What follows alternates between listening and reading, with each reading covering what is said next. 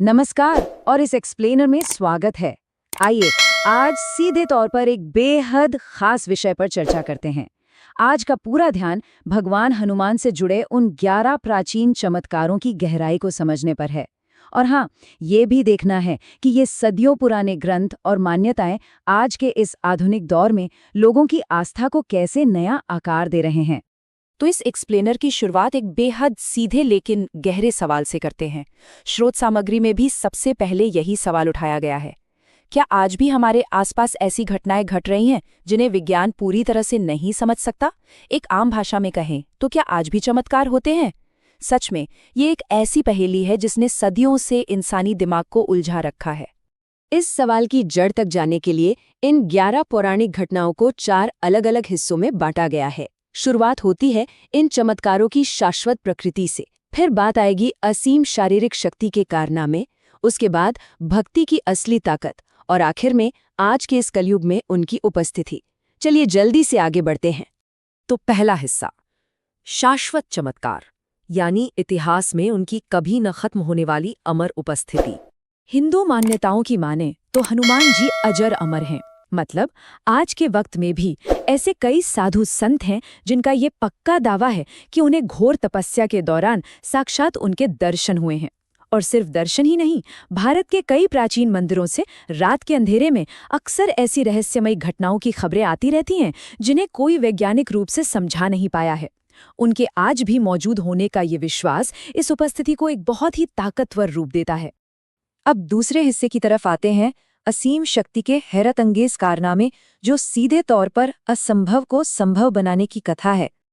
अगर रामायण जैसे ग्रंथ उठाकर देखें तो ऐसी शक्ति और सामरिक विजयों का वर्णन मिलता है जो किसी को भी हैरान कर दे। एक ही छलांग में पूरा समुद्र लांघ जाना जरा सोचने वाली बात है। ये सीधे सीधे गति और शारीरिक क्षमता के सभी नियम तोड़ देता है। फिर पाताल लोक में जाकर अहिरावण का वध करना और भगवान राम और लक्ष्मण जी को बचाकर लाना, क्या गजब की सामरिक बुद्धि रही होगी।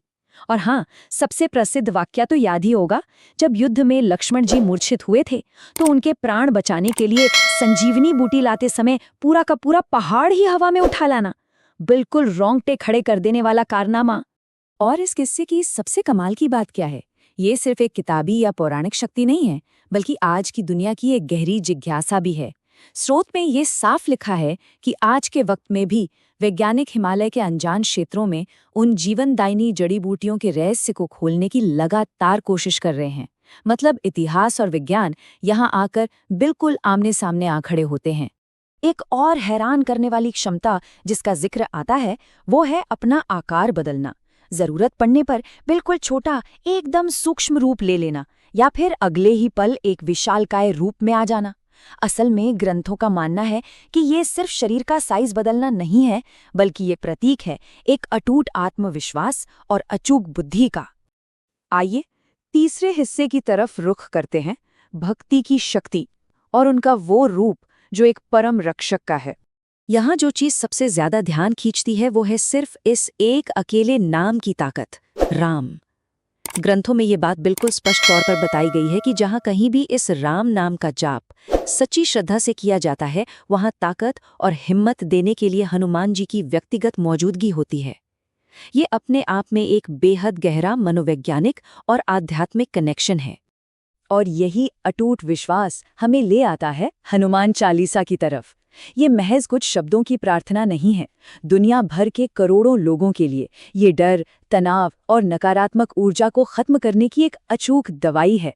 खैर, ऐसे असंख्य लोग हैं जो अपनी जिंदगी के सबसे बुरे और मुश्किल दौर से सुरक्षित बाहर निकलने का पूरा श्रेय हनुमान चालीसा से मिलने वाली शांति और शक्ति को ही देते हैं। इस अटूट विश्वास का एक और बड़ा कारण उन कथाओं से जुड़ा है जहां हनुमान जी ने शनिदेव को रावण के कैद से मुक्त करवाया था। बस तभी से ये मानना बन गया कि उनकी पूजा करने वालों पर शनि का बुरा प्रभाव असर नहीं करता। और इसी विश्वास के चलते मंगलवार और शनिवार के दिन मंदिरों में लोगों का एक बड़ा हुजूम देखा जाता है, जो नकारात्मक शक्तियों और बुरे प्रभावों को खुद से दूर रखने की आस लेकर आते हैं।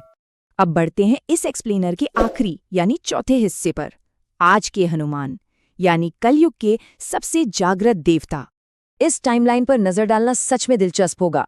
कहाँ रामायण का वो दौर और उनके अद्भुत शारीरिक कारनामे, फिर प्राचीन काल में स्थापित हुए वे रहस्यमयी मंदिर, और वहां से कहानी सीधा प्रवेश करती है इस आधुनिक कलयुग में।